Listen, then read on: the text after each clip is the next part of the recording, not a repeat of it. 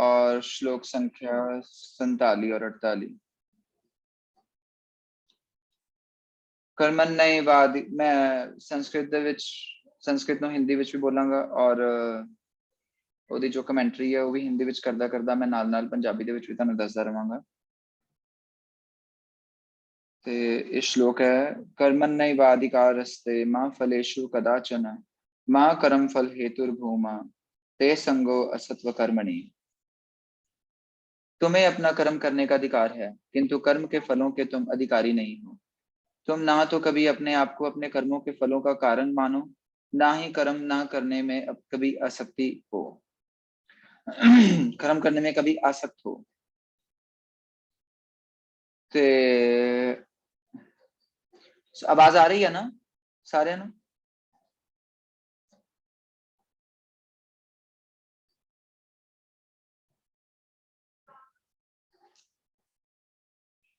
तुम्हें अपना कर्म कर सुविलास प्रभु आवाज आ रही है सारे ना? Is it audible to everyone?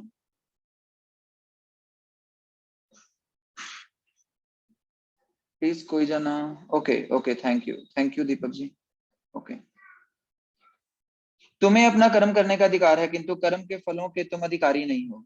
तुम ना तो कभी अपने आप को अपने कर्मों के फलों का कारण मानो, ना ही कर्म ना करने में कभी आसक्त हो। की कह रहे हैं प्रोपा जी? यहाँ पर तीन विचारणीय बातें हैं, कर्म, विकर्म तथा अकर्म।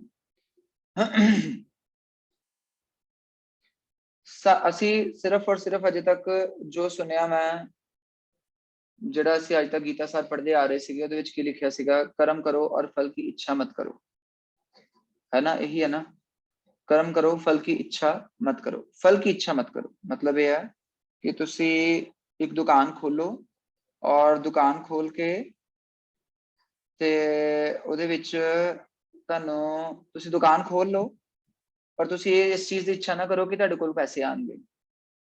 ठीक है, इस लाइन का मतलब यही है जो ਅਸੀਂ आज तक पढ़ते आ रहे हैं। ठीक है, पर भगवान की कह रहे हैं कि तुम्हें अपना कर्म करने का अधिकार है किंतु कर्म के फलों के तुम अधिकारी नहीं हो। ठीक है, मतलब तुम ना तो कभी अपने आप को अपने कर्मों के फलों का कारण मानो, ना ही कर्म ना करने में कभी आसक्त हो। हुन ਇਹਦੇ ਵਿੱਚ ਇਹਦਾ मतलब ਕੀ है इस लाइन का कि तुम्हें अपना कर्म करने का अधिकार है। ਇਹ ਚੀਜ਼ ਤੇ ਅਸੀਂ ਗੀਤਾ ਸਾਹਿਬ ਦੇ ਵਿੱਚ ਵੀ ਪੜ੍ਹਦੇ ਹਾਂ, ਜਿਹੜਾ ਗੀਤਾ ਪ੍ਰੈਸ ਨੇ ਲਿਖਿਆ ਦਾ, ਜਿੰਨੇ ਪੁਰਾਣੇ ਘਰਾਂ ਦੇ ਵਿੱਚ ਹਰ ਘਰ ਦੇ ਵਿੱਚ ਕੈਲੰਡਰ ਲੱਗੇ ਦੇ ਨੇ और ਉਹਨਾਂ ਵਿੱਚ ਲਿਖਿਆ ਦਾ कर्म करो फल की इच्छा मत करो, फल की इच्छा मत करो, है ना? पर इत्थे भगवान की कह रहे हैं कि तुम्हें अपना कर्म करने का अधिकार है, तू तेनू अधिकार हैगा अपना कर्म करन दा, पर फल दे उत्ते, कर्म दे फल दे उत्ते तेरा अधिकार नहीं है। ठीक है, मतलब ਇਹਦਾ मतलब ਇਹ ਹੈ ਕਿ ਤੈਨੂੰ फल ਦੀ ਇੱਛਾ ਕਰਨੀ ਜ਼ਰੂਰ ਚਾਹੀਦੀ ਹੈ। ठीक है, पर ਉਹ ਜਿਹੜਾ फल ਤੈਨੂੰ ਮਿਲਿਆ ਵਾ ਉਹਦਾ ਤੂੰ यूज करेगा या नहीं करेगा ਉਹਦੇ ਬਾਰੇ ਅਜੇ ਤੈਨੂੰ मतलब ਤੈਨੂੰ नहीं पता। फॉर एग्जाम्पल एक लखपति करोड़पति इंसान है, उन्हें इन्ना पैसा कमा लिया, की पता कि ਉਹਦੇ ਕੋਲ यूज ਕਰਨ ਦੇ ਵਾਸਤੇ भगवान ਦੀ ਇੱਛਾ है भी है कि नहीं है ना? ਉਹਦਾ ही मतलब ਪ੍ਰੋਪਰ ਜੀ ਦੱਸ ਰਿਹਾ कि ਸਾਡੇ शास्त्रों ਵਿੱਚ ਜਿਹੜਾ कर्म है, यहाँ पर तीन विचारणीय बातें हैं, कर्म, विकर्म तथा अकर्म। ठीक है, एक कर्म है, एक विकर्म है और एक अकर्म है। कर्म वह कार्य है जिनका आदेश प्रकृति के गुणों के रूप में प्राप्त किया जाता है। अधिकारी की संपत्ति के बिना किए गए कर्म, सम्मति की बिना किए गए कर्म विकर्म कहलाते हैं। और अकर्म का अर्थ है अपने कर्म को ना करना। भगवान ने अर्जुन को उपदेश दिया कि वह निष्क्रिय ना हो अपितु फल के प्रति आसक्त हुए बिना अपना कर्म करे। मतलब कर्म का मतलब यह है कि ਜਿਹੜਾ ਕਿ शास्त्रों ਦੇ ਵਿੱਚ ਦਿੱਤਾ ਦਾ कर्म है, ਸਾਨੂੰ ਕੀ करना चाहिए और ਸਾਨੂੰ ਕੀ नहीं करना चाहिए। और विकर्म यह है कि जो शास्त्रों ਵਿੱਚ ਦਿੱਤਾ ਦਾ ਵਾ ਉਹ ना करके ਉਹਦੇ ਤੋਂ बिल्कुल उल्टा ही काम करना। और अकर्म वो है कि जो भी ਅਸੀਂ ਇਹ ਕੰਮ कर रहे हैं, मतलब ना तो ਅਸੀਂ पाप का कोई काम करिए ना ही ਅਸੀਂ पुण्य का कोई काम करिए, ਅਸੀਂ भक्ति ਦੇ ਵਿੱਚ ਜਿਹੜਾ काम कर रहे हैं वो अकर्म ਦੇ ਵਿੱਚ आंदा। क्योंकि जो भी ਅਸੀਂ भगवान ਦੇ ਵਾਸਤੇ कर रहे हैं, सपोज करो ਤੁਸੀਂ भगवान ਦੇ ਵਾਸਤੇ नाम जप कर रहे हो, हरे कृष्ण कृष्ण कृष्ण हरे हरे, हरे राम राम राम हरे हरे, ਇਹ ਜਿਹੜਾ ਅਸੀਂ ਕਰਮ ਕਰ ਰਹੇ ਹਾਂ ਇਹ ਨਾ ਤੇ ਪਾਪ ਦੇ ਵਿੱਚ ਆਂਦਾ ਨਾ ਇਹ ਪੁੰਨੇ ਦੇ ਵਿੱਚ ਆਂਦਾ। ਕਿਉਂਕਿ ਨਾ ਤੇ ਜੇ ਤੁਸੀਂ ਸੋਚ ਰਹੇ ਹੋ ਕਿ ਤੁਸੀਂ ਇਹ ਕਰਮ ਕਰੋਗੇ ਤੇ ਤੁਸੀਂ ਸਵਰਗ ਦੇ ਵਿੱਚ ਚਲੇ ਜਾਓਗੇ, ਭਗਵਾਨ ਦੀ ਭਗਤੀ ਕਰਨ ਨਾਲ ਅਸੀਂ ਸਵਰਗ ਦੇ ਵਿੱਚ ਨਹੀਂ ਜਾਵਾਂਗੇ, ਅਸੀਂ ਭਗਵਾਨ ਦੇ ਲੋਕ ਦੇ ਵਿੱਚ ਜਾਵਾਂਗੇ। ਔਰ ਕਰਮ ਕਰਨ ਦੇ ਨਾਲ ਕੀ ਹੋਏਗਾ, ਕਰਮ ਕਰਨ ਦੇ ਨਾਲ ਇਹ ਹੋਏਗਾ ਪੁੰਨੇ ਦਾ ਕਰਮ ਕਰਨ ਦੇ ਨਾਲ, ਜੋ ਕਿ ਸ਼ਾਸਤਰਾਂ ਵਿੱਚ ਦਿੱਤਾ ਦਾ ਕਰਮ ਹੈ।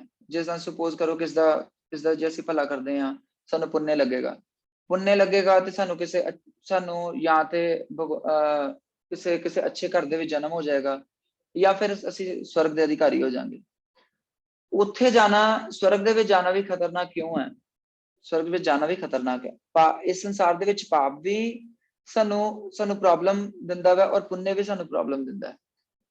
ਪੁੰਨੇ ਸਾਨੂੰ ਪ੍ਰੋਬਲਮ ਕਿੱਦਾਂ ਦਿੰਦਾ ਵਾ ਕਿ ਜੇ ਅਸੀਂ ਪੁੰਨੇ ਦਾ ਕੰਮ ਕਰਦੇ ਹਾਂ ਤੇ ਪੁੰਨੇ ਦਾ ਕੰਮ ਕਰਨ ਦੇ ਨਾਲ ਅਗਰ ਅਸੀਂ ਸਵਰਗ ਦੇ ਵਿੱਚ ਜਾਂਦੇ ਹਾਂ ਜਾਂ ਮਹਿਰ ਜਨਸ ਤਪਸ ਸੱਤੇ ਲੋਕ, ਜਿੰਨੇ ਵੀ ਅੱਛੇ ਲੋਕ ਹੈਗੇ ਉੱਪਰ ਦੇ, ਅਗਰ ਉਹਨਾਂ ਲੋਕਾਂ ਦੇ ਵਿੱਚ ਅਗਰ ਅਸੀਂ ਜਾਂਦੇ ਹਾਂ, ਜਦੋਂ ਸਾਡਾ ਕਰਮ ਛੈ ਹੋ ਜਾਏਗਾ, ਉਹ ਜਿਹੜਾ ਪੁੰਨੇ ਦਾ ਕਰਮ ਛੈ ਹੋ ਜਾਏਗਾ, ਉਸ ਤੋਂ ਬਾਅਦ ਦੁਬਾਰਾ ਤੋਂ ਸਾਨੂੰ ਫਿਰ ਇੱਥੇ ਆਉਣਾ ਪਏਗਾ। ਇੱਥੇ ਆ ਕੇ ਫਿਰ ਸਾਨੂੰ ਆਪਣੇ ਕਰਮਾਂ ਨੂੰ ਸੰਚਿਤ ਕਰਨਾ ਪਏਗਾ। भगवान ने अर्जुन को उपदेश दिया कि वह निष्क्रिय ना हो, अपितु फल के प्रति आसक्त हुए बिना अपना कर्म करे। हाँ, भगवान की कह रहे हैं कि हे अर्जुन तू कर्म जरूर करना है, ठीक है, पर ਉਹਦੇ ਫਲ ਦੀ ਮਤਲਬ ਜਿਹੜਾ ਉਹਦਾ ਫਲ ਹੈਗਾ ਵਾ ਨਾ, ਉਹਦੇ ਉਸ ਫਲ ਦੇ ਉੱਤੇ ਤੇਰਾ ਅਧਿਕਾਰ ਨਹੀਂ ਹੈ। ਜਿਸ ਭਗਵਾਨ ਅਰਜੁਨ ਨੂੰ ਇਹ ਗੱਲ ਕਿਉਂ ਕਹਿ ਰਹੇ ਸੀਗੇ, ਕਿਉਂਕਿ ਅਰਜੁਨ ਕਹਿ ਰਿਹਾ ਸੀਗਾ ਕਿ ਮੈਂ ਅਗਰ ਇਹਨਾਂ ਸਾਰਿਆਂ ਨੂੰ ਮਾਰ ਦਿਆਂਗਾ ਤੇ ਮੈਨੂੰ ਪਾਪ ਲੱਗੇਗਾ, ਠੀਕ ਹੈ। ਪਰ ਭਗਵਾਨ ਨੇ ਉਹਨੂੰ ਸਮਝਾਇਆ ਕਿ ਇਹਨਾਂ ਨੂੰ ਮਾਰਨਾ ਤੇਰਾ ਮਤਲਬ ਇਹ ਤੇ ਤੂੰ ਆਪਣੀ ਇੱਛਾ ਦੇ ਨਾਲ ਨਹੀਂ ਮਾਰ ਰਿਹਾ, ਇਹ ਤੇ ਮੈਂ ਤੈਨੂੰ ਕਹਿ ਰਿਹਾ ਕਿ ਇਹਨਾਂ ਨੂੰ ਮਾਰ ਤੇ ਇਸ ਕਰਕੇ ਤੂੰ ਮਾਰਨ ਜਾ ਰਿਹਾ, ਇਸ ਕਰਕੇ ਨਾ ਤੇ ਤੈਨੂੰ ਇਹਨਾਂ ਦਾ ਪਾਪ ਲੱਗੇਗਾ ਨਾ ਤੈਨੂੰ ਇਹਨਾਂ ਦਾ ਪੁੰਨ ਲੱਗੇਗਾ, ਇਹ ਅਕਰਮ ਦੇ ਵਿੱਚ ਆਏਗਾ। कर्म फल के प्रति आसक्त रहने वाला भी कर्म का कारण है, इस तरह वह ऐसे कर्म फलों का भोगता होता है। और मतलब ये लाइन काफी इंपॉर्टेंट है कि कर्म फल के प्रति आसक्त रहने वाला भी कर्म का कारण है।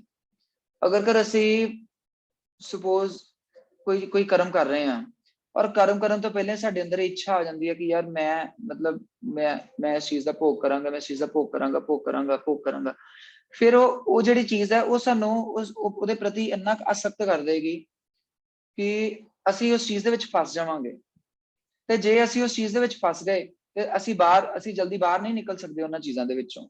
ਤੇ ਭਗਵਾਨ ਇਸ ਕਰਕੇ ਸਾਨੂੰ ਇਹ ਚੀਜ਼ ਕਹਿ ਰਹੇ ਆ ਕਿ ਜੇ ਅਸੀਂ ਫਲ ਦੇ ਪ੍ਰਤੀ ਆਸਕਤ ਨਹੀਂ ਹੋਵਾਂਗੇ, ਫਲ ਦੇ ਪ੍ਰਤੀ ਅਸੀਂ ਅਟਰੈਕਟ ਨਹੀਂ ਹੋਵਾਂਗੇ, ਤੇ ਸਾਡੇ ਵਾਸਤੇ ਇਸ ਸੰਸਾਰ ਦੇ ਜਿੰਨੇ ਵੀ ਲੋਭ ਹੈਗੇ ਆ ਉਹਨਾਂ ਦੇ ਵਿੱਚੋਂ ਨਿਕਲਣਾ ਬਹੁਤ ਆਸਾਨ ਹੋ ਜਾਏਗਾ।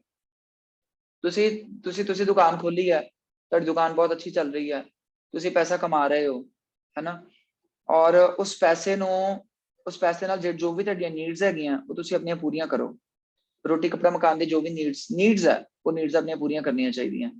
ਪਰ ਅਗਰ ਜੇ ਤੁਸੀਂ ਕਹੋ ਕਿ ਉਹਨਾਂ ਨੀਡਸ ਦੇ ਨਾਲ, ਉਸ ਪੈਸੇ ਦੇ ਨਾਲ ਤੁਸੀਂ ਆਪਣੇ ਲਾਲਚ ਦੀ, ਤੁਹਾਨੂੰ ਜ਼ਰੂਰਤ ਹੈ ਮਤਲਬ ਵੱਧ ਤੋਂ ਵੱਧ 4 ਜੋੜੀ ਕੱਪੜੇ ਦੀ, ਠੀਕ ਹੈ, और दूसरे अपने को 20 जोड़ी कपड़े बना रखे दे, ठीक है, हर एक फैमिली मैंबर को 20-25 जोड़े और होर खरीदी जा रहे हो, ਤੁਹਾਨੂੰ ਲੋੜ ਹੈ ਸਿਰਫ ਇੱਕ ਜਾਂ ਦੋ ਪੇਅਰ ਆਫ ਸ਼ੂਜ਼ ਦੀ ਔਰ ਤੁਹਾਡੇ ਕੋਲ 10 ਪੇਅਰ ਆਫ ਸ਼ੂਜ਼ ਹੈ।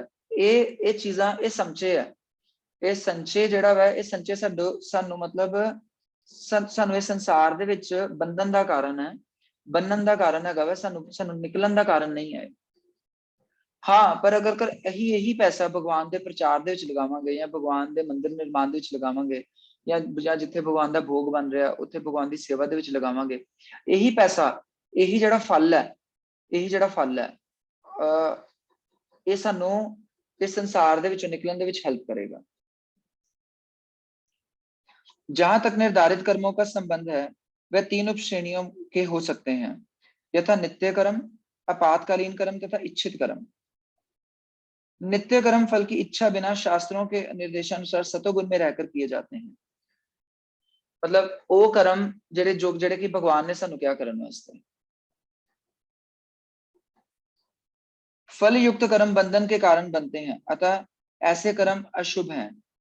ਹੁਣ ਇੱਥੇ ਪ੍ਰਭੂਪਾਦ ਜੀ ਦੱਸ ਰਹੇ ਆ ਕਿ ਜਿਹੜੇ ਵੀ ਕਰਮ ਅਸੀਂ ਫਲ ਦੀ ਇੱਛਾ ਦੇ ਨਾਲ ਕਰਾਂਗੇ, ਜਦ ਕਿ ਇਹ ਮੇਰਾ ਹੀ ਹੈ, ਇਹ ਸਭ ਕੁਝ ਮੇਰਾ ਹੀ ਹੈ। ਜਿੱਦਾਂ ਅੱਜ ਕੱਲ ਪ੍ਰਾਪਰਟੀਆਂ ਦੇ ਬਟਵਾਰੇ ਹੋ ਜਾਂਦੇ ਆ, ਮੇਰਾ ਵਾ, ਇਹ ਮੇਰਾ ਵਾ, ਇਹ ਮੇਰਾ ਵਾ, ਇਹ ਮੇਰਾ ਵਾ, ਹੈਨਾ।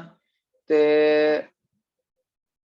ਕੀ ਹੁੰਦਾ, ਇੱਟਾਂ ਪੱਥਰ ਇੱਥੇ ਰਹਿ ਜਾਂਦੇ ਨੇ, ਪੈਸਾ ਵੀ ਇੱਥੇ ਰਹਿ ਜਾਂਦਾ, ਆਸਕਤੀ ਵੀ ਇੱਥੇ ਰਹਿ ਜਾਂਦੀ ਹੈ, ਲੜਾਈਆਂ ਹੋ ਜਾਂਦੀਆਂ, ਹੈਨਾ, ਲੋਕੀ ਮਰ ਵੀ ਜਾਂਦੇ ਨੇ, ਮਰਨ ਤੋਂ ਬਾਅਦ ਵੀ ਉਹਨਾਂ ਨੂੰ ਗਾਲਾਂ ਹੀ ਪੈਂਦੀਆਂ।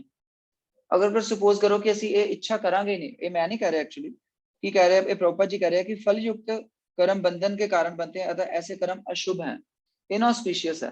ਕਿਉਂਕਿ ਜਦੋਂ ਤੁਸੀਂ ਆਪਣੇ ਲਾਲਚ ਨੂੰ ਪੂਰਾ ਕਰਨ ਵਾਸਤੇ ਕਰਮ ਕਰੋਗੇ ਨਾ, ਤੇ ਤੁਸੀਂ ਉਸ ਕਰਮ ਦੇ ਵਿੱਚ ਇੰਨਾ ਕਲਿਪਤ ਹੋ ਜਾਓਗੇ ਕਿ ਤੁਹਾਨੂੰ ਪਤਾ ਨਹੀਂ ਲੱਗੇਗਾ ਕਿ ਦਿਨ ਹੋ ਗਿਆ ਕਿ ਰਾਤ ਹੋ ਗਈ ਹੈ। ਫੋਰ ਐਗਜ਼ਾਮਪਲ ਜਿੱਦਾਂ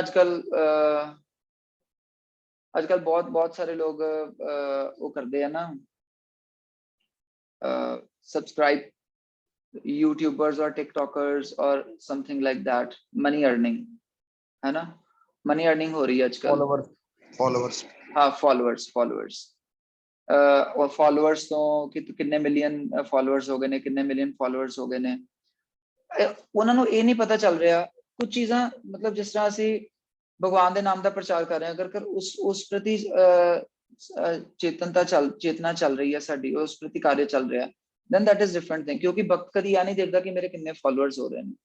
ਭਗਤ ਅਗਰ ਦੇਖਦਾ ਵੀ ਹੈ ਨਾ ਕਿ ਮੇਰੇ ਕਿੰਨੇ ਫਾਲੋਅਰਸ ਹੋ ਗਏ ਨੇ, ਤੇ ਉਹ ਇਸ ਕਰਕੇ ਦੇਖਦਾ ਕਿ ਯਾਰ ਅੱਛਾ ਅੱਜ 2000 ਲੋਕਾਂ ਨੇ ਇਹ ਚੀਜ਼ ਸੁਣੀ ਹੈ, ਚਲੋ 2000 ਲੋਕਾਂ ਦੇ ਵਿੱਚ ਇੱਕ ਜਾਂ ਦੋ ਲੋਕ ਤੇ ਭਗਤ ਬਣਨਗੇ ਹੀ ਨਾ, ਠੀਕ ਹੈ। ਪਰ ਜੋ ਅੱਜ ਕੱਲ ਇਸ ਮਾਇਆ ਨੇ, ਇਸ ਮੋਬਾਈਲ ਰੂਪੀ ਮਾਇਆ ਨੇ ਕੰਮ ਕਰ ਦਿੱਤਾ ਨਾ, ਕਿ ਫਾਲੋਅਰਸ ਬਣਾਓ, ਸਬਸਕ੍ਰਾਈਬ ਕਰਾਓ ਔਰ ਇਹ ਸਭ ਕੁਝ ਕਰੋ, ਉਹਦੇ ਨਾਲ ਕੀ ਹੈ ਕਿ ਲੋਕ ਇੰਨਾ ਕੁ ਜ਼ਿਆਦਾ ਮੋਬਾਈਲ ਦੇ ਵਿੱਚ ਇੰਡਲਜ ਹੋ ਗਏ ਕਿ ਉਹ ਆਪਣੀ ਜ਼ਿੰਦਗੀ ਦੀ ਬਹੁਤ ਕੀਮਤੀ ਚੀਜ਼ ਵੇਸਟ ਕਰ ਰਹੇ ਆ। ਇਹ ਉਹ ਸਭ ਤੋਂ ਵਧੀਆ ਕੀਮਤੀ ਚੀਜ਼ ਕੀ ਹੈ? ਟਾਈਮ। ਸਾਰਾ ਦਿਨ ਮਤਲਬ ਉਹ ਇੱਕ ਅੱਛੀ ਵੀਡੀਓ ਬਣਾਉਣ ਵਾਸਤੇ ਮੈਨੂੰ ਲੱਗਦਾ ਕਿ ਉਹ ਆਪਣਾ ਬਹੁਤ ਜ਼ਿਆਦਾ ਟਾਈਮ, ਬਹੁਤ ਜ਼ਿਆਦਾ ਦਿਨ ਵੇਸਟ ਕਰ ਦਿੰਦੇ ਆ। ਕਿਸ ਵਾਸਤੇ? ਕਿ ਸਾਨੂੰ ਉਹਦੇ ਵਿੱਚੋਂ ਪੈਸਾ ਮਿਲੇਗਾ। ਔਰ ਅਗਰ ਫਿਰ ਸਪੋਜ਼ ਕਰੋ ਕਿ ਤੁਸੀਂ 20-25 ਲੱਖ ਰੁਪਏ ਕਮਾ ਵੀ ਲਓਗੇ ਤੇ ਨੀਡ ਕੀ ਹੈ? ਨੀਡ ਸੇਮ ਹੀ ਹੈ ਸਾਰਿਆਂ ਦੀਆਂ। ਇੱਕ ਮਕਾਨ ਦੀ ਨੀਡ ਹੈ, ਰੋਟੀ ਦੀ ਨੀਡ ਹੈ ਔਰ ਕੱਪੜਿਆਂ ਦੀ ਨੀਡ ਹੈ, ਦੈਟਸ ਇਟ। ਰੋਟੀ, ਕੱਪੜਾ ਔਰ ਮਕਾਨ, ਇਹ ਤਿੰਨ ਨੀਡਸ ਹੈ ਸਭ ਦੀਆਂ। ਹਾਂ, ਇਹ ਹੈ ਕਿ ਜਿਹੜਾ ਥੋੜਾ ਘੱਟ ਕਮਾ ਰਿਹਾ ਉਹ ਥੋੜਾ ਛੋਟੇ ਘਰ ਦੇ ਵਿੱਚ ਰਹਿ ਲੇਗਾ, ਜਿਹੜਾ 1 ਕਰੋੜ ਕਮਾ ਰਿਹਾ ਜਾਂ ਬਹੁਤ ਜ਼ਿਆਦਾ ਕਮਾ ਰਿਹਾ ਉਹ ਐਂਟੀਰੀਆ ਦੇ ਵਿੱਚ ਰਹਿ ਲਏਗਾ, ਔਰ ਜਿਹੜਾ ਘੱਟ ਕਮਾ ਰਿਹਾ ਉਹ ਆਪਣੇ ਘਰ ਦੇ ਵਿੱਚ ਸੁਖ ਸ਼ਾਂਤੀ ਨਾਲ ਬੈਠ ਕੇ ਰੋਟੀ ਖਾ ਲੇਗਾ, ਔਰ ਜਿਹੜਾ ਬਹੁਤ ਜ਼ਿਆਦਾ ਕਮਾ ਰਿਹਾ ਉਹ ਸ਼ਾਇਦ ਉਹਨੂੰ ਟਾਈਮ ਹੀ ਨਹੀਂ ਲੱਗ ਰਿਹਾ ਕਿ ਮੈਂ ਰੋਟੀ ਖਾਵਾਂ ਕਿ ਨਾ ਖਾਵਾਂ, ਕਿਉਂਕਿ ਉਹ ਵੀਡੀਓਜ਼ ਬਣਾਉਂਦਾ ਕਦੀ ਸੀ ਬੀਚ ਤੇ ਜਾ ਰਿਹਾ, ਕਦੀ ਕਿਸੇ ਦੇ ਟੈਰਿਸ ਤੇ ਜਾ ਰਿਹਾ, ਕਦੀ ਕਿਸੇ ਗਾਰਡਨ ਤੇ ਜਾ ਰਿਹਾ, ਕਦੀ ਕਿਤੇ ਜਾ ਰਿਹਾ, ਕਦੀ ਕਿਤੇ ਜਾ ਰਿਹਾ, ਔਰ ਸ਼ਾਇਦ ਰੇੜੀ ਤੋਂ ਲੈ ਕੇ 버ਗਰ ਖਾ ਲੇਗਾ ਜਾਂ ਕੁਝ ਖਾ ਲੇਗਾ। ਮਤਲਬ ਸੁਖ ਸ਼ਾਂਤੀ ਨਹੀਂ ਹੈ ਭਈਆ। ਇਸ ਕਰਕੇ ਕਰਮ ਦੇ ਬੰਧਨ, ਫਲ ਦੀ ਇੱਛਾ ਦੇ ਨਾਲ ਅਗਰ ਤੁਸੀਂ ਉਹ ਕਰਮ ਕਰੋਗੇ ਤੇ ਉਹ ਤੁਹਾਨੂੰ ਸੰਸਾਰ ਦੇ ਵਿੱਚ ਬੰਨੇਗਾ ਹੀ, ਤੁਹਾਨੂੰ ਮੁਕਤੀ ਨਹੀਂ ਕਰਨ ਦੇਗਾ। ਔਰ ਬਾਈ ਚਾਂਸ ਸਪੋਜ਼ ਕਰੋ ਇੱਕ ਦਿਨ ਇਦਾਂ ਦਾ ਆਏ ਕਿ ਤੁਹਾਡੇ ਫਾਲੋਅਰਸ ਘਟ ਗਏ ਆ, ਹਨਾ, ਕਿਉਂਕਿ ਟਾਈਮ ਇੱਕੋ ਜਿਹਾ ਤੇ ਨਹੀਂ ਰਹੇਗਾ ਨਾ ਤੇ ਤੁਸੀਂ ਸਾਰੀ ਜ਼ਿੰਦਗੀ ਸੁੰਦਰ ਰਹੋਗੇ, ਨਾ ਤੁਹਾਡੇ ਵਿੱਚ ਸਾਰੀ ਜ਼ਿੰਦਗੀ ਦਾ ਕੈਲੀਬਰ ਰਹੇਗਾ, ਨਾ ਮਤਲਬ ਤੁਹਾਡੇ ਵਿੱਚ ਇਹਨਾਂ ਦੀ ਗ੍ਰੈਵਿਟੀ ਰਹੇਗੀ ਕਿ ਤੁਸੀਂ ਸਾਰੀ ਜ਼ਿੰਦਗੀ ਉਹਨਾਂ ਨੂੰ, ਲੋਕਾਂ ਨੂੰ ਆਪਣੇ ਵੱਲ ਅਟਰੈਕਟ ਕਰ ਸਕੋ। ਔਰ ਜਦੋਂ ਉਹ ਫਾਲੋਅਰਸ, ਜਦੋਂ ਫੈਨ ਫੋਲੋਇੰਗ ਘਟਣੀ ਸ਼ੁਰੂ ਹੋ ਜਾਏਗੀ, ਉਹ ਪੈਸੇ ਆਣੇ ਘਟਣੇ ਸ਼ੁਰੂ ਹੋ ਜਾਏਗੇ, that will be ਉਹ ਸਭ ਤੋਂ ਵੱਡਾ ਕਾਜ਼ ਹੋਏਗਾ ਤੁਹਾਡੀ ਡਿਪਰੈਸ਼ਨ ਦਾ। ਉਹ ਸਭ ਤੋਂ ਵੱਡਾ ਕਾਜ਼ ਹੋਏਗਾ ਤੁਹਾਡੀ ਡਿਪਰੈਸ਼ਨ ਦਾ। ਔਰ ਇਸੇ ਕਰਕੇ ਅੱਜ ਕੱਲ ਜਿੰਨੇ ਵੀ ਅੱਜ ਕੱਲ ਇਸੇ ਕਰਕੇ ਇੰਡੀਆ ਦੇ ਵਿੱਚ ਸੁਸਾਈਡਸ ਦੇ ਕੇਸਿਸ ਜ਼ਿਆਦਾ ਵੱਧ ਗਏ ਨੇ, ਬਿਕੋਜ਼ ਉਹ ਚਾਹੁੰਦੇ ਨੇ ਕੰਪੀਟ ਕਰਨਾ ਕਿ ਅੱਜ ਕੱਲ ਜਿੱਦਾਂ ਲੋਕ ਕਰ ਰਹੇ ਨੇ ਸਾਨੂੰ ਵੀ ਉਦਾਂ ਦੀ ਫੈਨ ਫੋਲੋਇੰਗ ਮਿਲੇ, ਅਸੀਂ ਕਿਉਂ ਨਹੀਂ ਇਦਾਂ ਦਾ ਪੈਸਾ ਕਮਾ ਰਹੇ, ਘਰ ਬੈਠੇ ਅਰਨਿੰਗ ਹੋ ਜਾਂਦੀ ਹੈ। पर हर वेले उस तरह नहीं हुंदा। इस करके भगवान कह रहे हैं कि नित्य कर्म फल की इच्छा बिना शास्त्रों के निर्देशानुसार सतोगुण में रहकर किए जाते हैं। और शास्त्र की कह रहे हैं कि समय बहुत इंपॉर्टेंट है। अपना समय ਨੂੰ ਬਚਾ ਕੇ ਭਗਤੀ ਦੇ ਵਿੱਚ ਆਪਣੇ ਧਿਆਨ ਨੂੰ और अपनी लाइफ ਨੂੰ लगाना चाहिए, क्योंकि अगर समय निकल गया पता नहीं किस तरह का समय आएगा कि लास्ट टाइम तो साढ़े को भक्ति होएगी भी कि नहीं होएगी। और हर व्यक्ति को अपने कर्म का पर अधिकार है, किंतु उसे फल से अनासक्त होकर कर्म करना चाहिए। ऐसे निष्काम कर्म निस्संदेह मुक्ति पथ की ओर ले जाने वाले होते हैं।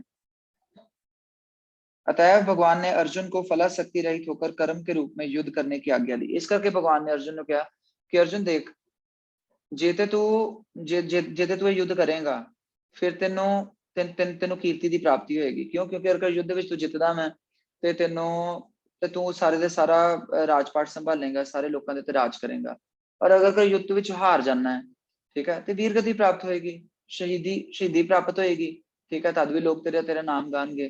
ਜਿਸ ਤਰ੍ਹਾਂ 1947 ਆਜ਼ਾਦੀ ਦੇ ਵਿੱਚ ਜਿੰਨੇ ਵੀ ਲੋਕ ਸ਼ਹੀਦ ਹੋਏ ਆ, ਅੱਜ ਵੀ ਗਵਰਨਮੈਂਟ ਉਹਨਾਂ ਦੇ ਨਾਮ ਦੀਆਂ ਹੌਲੀਡੇਜ਼ ਕਰਦੀਆਂ।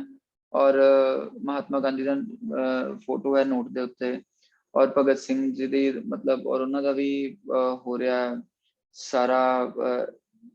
ਅਸੀਂ ਉਹਨਾਂ ਬਹੁਤ ਵੱਡੀਆਂ ਸਪੀਚਸ ਆ ਰਹੀਆਂ ਨੇ, ਔਰ ਉਹਨਾਂ ਵਾਸਤੇ ਵੀ ਛੁੱਟੀ ਗਵਰਨਮੈਂਟ ਹੌਲੀਡੇ ਅਨਾਉਂਸ ਹੁੰਦੀ ਹੈ। ਅਗਰ ਇਸੇ ਕਰਕੇ ਕ੍ਰਿਸ਼ਨਾ ਕਹਿ ਰਹੇ ਨੇ ਕਿ ਜੇ ਤੈਨੂੰ ਸ਼ਹੀਦੀ ਵੀ ਮਿਲ ਜਾਏਗੀ ਤਦ ਵੀ ਤੈਨੂੰ ਲੋਕ ਸਾਰੇ ਯਾਦ ਰੱਖਣਗੇ। ਹਾਂ, ਪਰ ਅਗਰ ਜੇ ਤੂੰ ਇਸ ਯੁੱਧ ਵਿੱਚ ਦੌੜ ਜਾਏਗਾ ਤੇ ਸਭ ਲੋਕ ਤੈਨੂੰ ਕਾਇਰ ਕਹਿਣਗੇ। पर भगवान कह रहे हैं कि देख, ना ते तू इस पाप की इच्छा कर, ना ते तू इस पुण्य की इच्छा कर।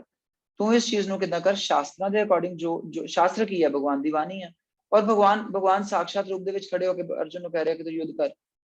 इस करके अर्जुन को ये चीज सोचनी नहीं चाहिए कि मैं करा कि ना करा।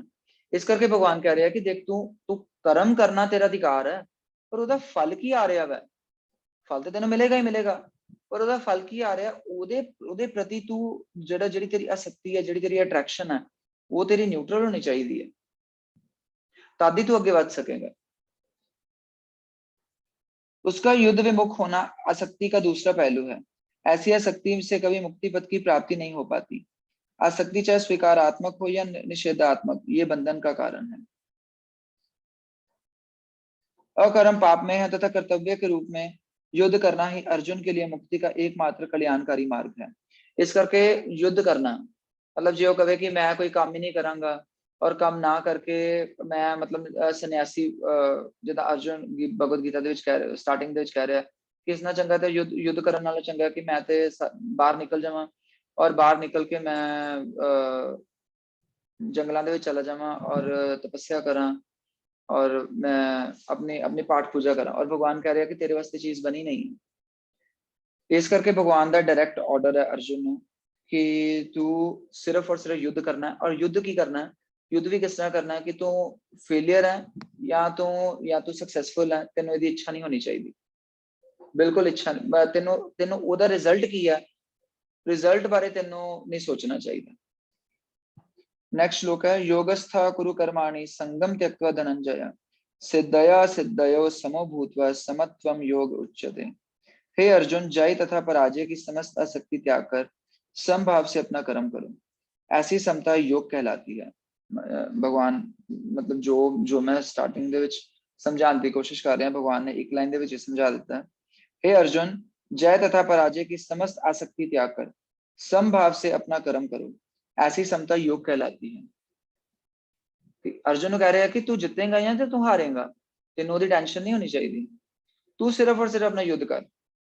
तात्पर्य, कृष्ण अर्जुन से कहते हैं कि वह योग में स्थित होकर कर्म करे। और योग है क्या?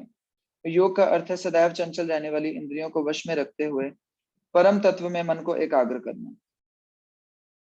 योग की है, योग का मतलब यह है कि अपने मन इंद्रियां भगवान के चरणों की सेवा विच लगाना। चरणों की सेवा मतलब जो भगवान ने क्या उन्हें फॉलो करना।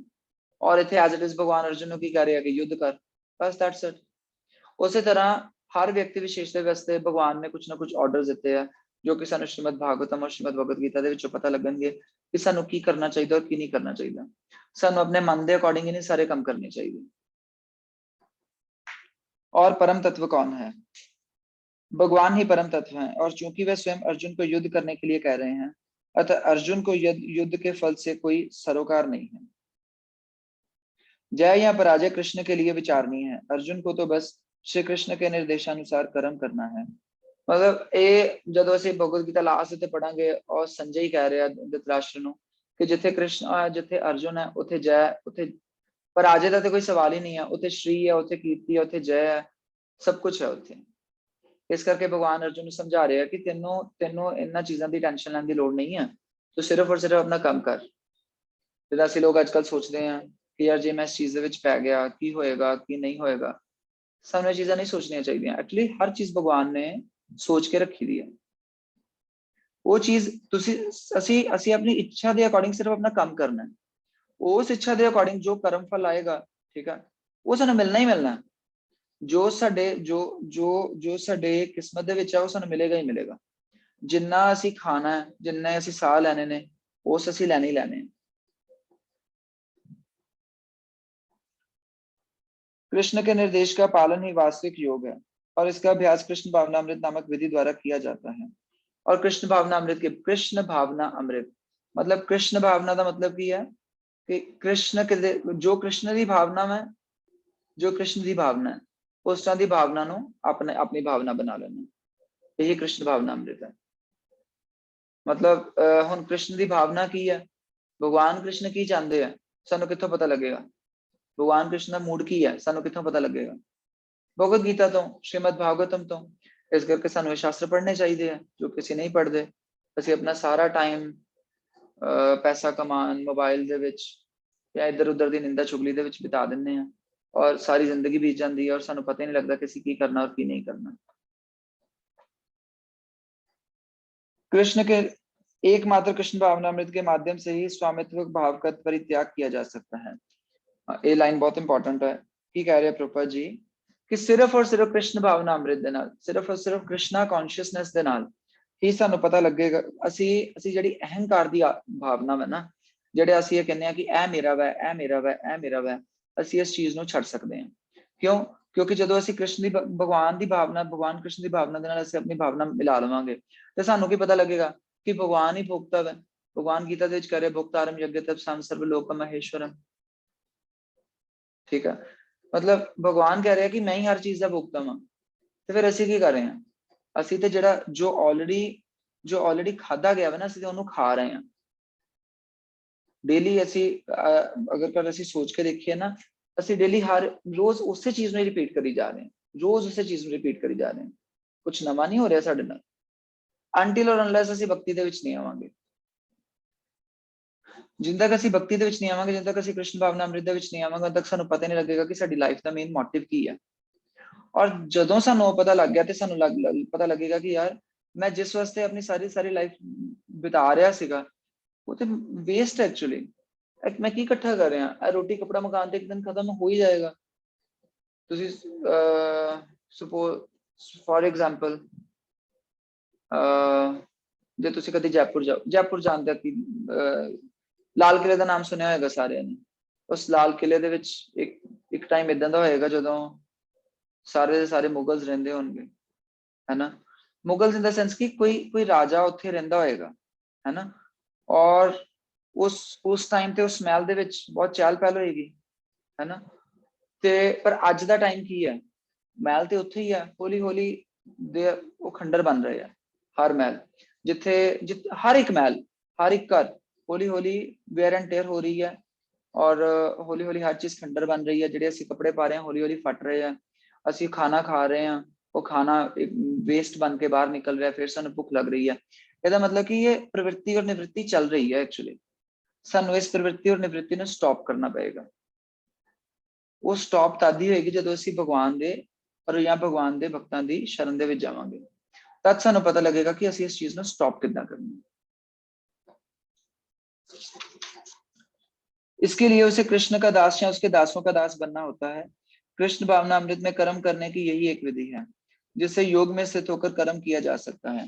और यहाँ ये चीज असी हम योग किद्दां करना है, मैं किसी ने भी या भगवान अर्जुन ये नहीं कह रहे कि तू योग करना है तो अपनी लत्तां तां करके और सिर ठां करके बैठ जाते तेरा योग है। नहीं, कृष्णा ने इदां दा कुछ नहीं किया।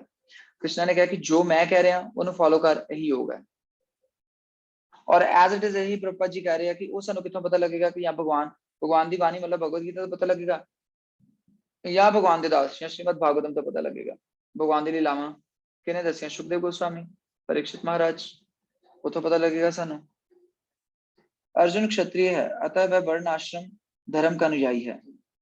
विष्णु पुराण में कहा गया है कि वर्ण आश्रम धर्म का एकमात्र उद्देश्य विष्णु को प्रसन्न करना है। संसारिक नियम है कि लोग पहले अपनी तुष्टि करते हैं, किंतु यहाँ तो अपने को तुष्ट ना करके कृष्ण को तुष्ट करना है। ये लाइन बहुत इंपॉर्टेंट है। असि लोग की करते हैं, असि लोग सब तो पहला तो अपने बारे सोचते हैं जो कि भोग है, ठीक है, ये नहीं करना। ਅਸੀਂ 40 50 ਸਾਲ ਦੇ ਹੋ ਰਹੇ ਹਾਂ, 15 20 ਸਾਲ ਦੇ ਹੋ ਰਹੇ ਹਾਂ, ਸਿਰਫ ਆਪਣੇ ਬਾਰੇ ਸੋਚ ਰਹੇ ਹਾਂ, ਪਰ ਅਸੀਂ ਇਹ ਸੋਚ ਹੀ ਨਹੀਂ ਰਹੇ ਕਿ ਸਾਡੀ ਆਤਮਾ ਨੂੰ ਕੀ ਚਾਹੀਦਾ, ਭਗਵਾਨ ਨੂੰ ਕੀ ਚਾਹੀਦਾ, ਅਸੀਂ ਇਹਦੇ ਕੀ ਕਰਨ ਆਏ ਹਾਂ, ਸਾਡਾ ਮੇਨ ਮੋਟਿਵ ਕੀ ਹੈ, ਅਸੀਂ ਇਸ ਚੀਜ਼ ਬਾਰੇ ਸੋਚ ਹੀ ਨਹੀਂ ਰਹੇ। ਸਾਡੀ ਬਾਡੀ ਚੇਂਜ ਹੋਈ ਜਾ ਰਹੀ ਹੈ ਰੋਜ਼, ਸਾਡੇ ਮੋਟਿਵਸ ਵੀ ਰੋਜ਼ ਚੇਂਜ ਹੋ ਰਹੇ ਆ, ਸਾਡੇ ਗੋਲਸ ਵੀ ਰੋਜ਼ ਚੇਂਜ ਹੋ ਰਹੇ ਆ। ਇਸ ਚੀਜ਼ ਦੇ ਵਿੱਚ ਸਥਿਰਤਾ ਤਦ ਆਏਗੀ ਜਦੋਂ ਅਸੀਂ भक्ति ਦੇ ਵਿੱਚ ਜਾਵਾਂਗੇ। अतः कृष्ण को तुष्ट किए बिना कोई वर्ण आश्रम धर्म का पालन कर भी नहीं अतः कृष्ण को तुष्ट किए बिना कोई वर्ण आश्रम धर्म का पालन कर भी नहीं सकता। मतलब अर्जुन ये लाइन का मतलब यह है कि अगर अर्जुन लाख क्षत्रिय भी हो जाए और वो क्षत्रिय बन के अगर वो किसी से दया करके कह भी दे कि मैं युद्ध नहीं करांगा, है ना, तद भी ਇਹਦਾ मतलब ये नहीं है कि ਉਹਨੂੰ ਇਸ ਚੀਜ਼ ਦੀ ख्याति मिल जाएगी। नहीं, जिन्नी देर तक वो भगवान की आज्ञा का पालन नहीं करेगा उन देर तक ਉਹਦਾ योग हो ही नहीं सकता। यहाँ पर परोक्ष रूप से अर्जुन को कृष्ण द्वारा बताई गई विधि के अनुसार कर्म करने का आदेश है। मतलब डायरेक्टली भगवान ही कह रहा कि जिद्दां मैं कह रहा उस चीज ਨੂੰ एज इट इज फॉलो करो। और ਉਹਦੇ ਵਾਸਤੇ ਸਾਨੂੰ भगवान ਦੀ ਬਾਣੀ मतलब भगवत गीता, भागवतम या जो भी वैष्णव या साधु ਸਾਨੂੰ ਮਿਲਦੇ ਆ ਉਹਨਾਂ ਕੋਲ ਜਾਣਾ ਚਾਹੀਦਾ, ਉਹਨਾਂ ਨੂੰ ਪੁੱਛਣਾ ਚਾਹੀਦਾ ਕਿ ਦੱਸੋ ਸਾਨੂੰ ਕੀ ਕਰਨਾ ਚਾਹੀਦਾ, ਕੀ ਨਹੀਂ ਕਰਨਾ ਚਾਹੀਦਾ, ਅਸੀਂ ਆਪਣੀ ਲਾਈਫ ਨੂੰ ਸਹੀ ਰਸਤੇ ਤੇ ਕਿੱਦਾਂ ਲੈ ਕੇ ਜਾਈਏ ਤਾਂ ਕਿ ਸਾਡਾ ਘੱਟ ਤੋਂ ਘੱਟ ਟਾਈਮ ਵੇਸਟ ਹੋਵੇ और टाइम यूटिलाइज होवे भगवान की भक्ति दे विच। हरे कृष्ण। श्रील प्रभुपाद की जय। किसी का कोई क्वेश्चन है तो प्लीज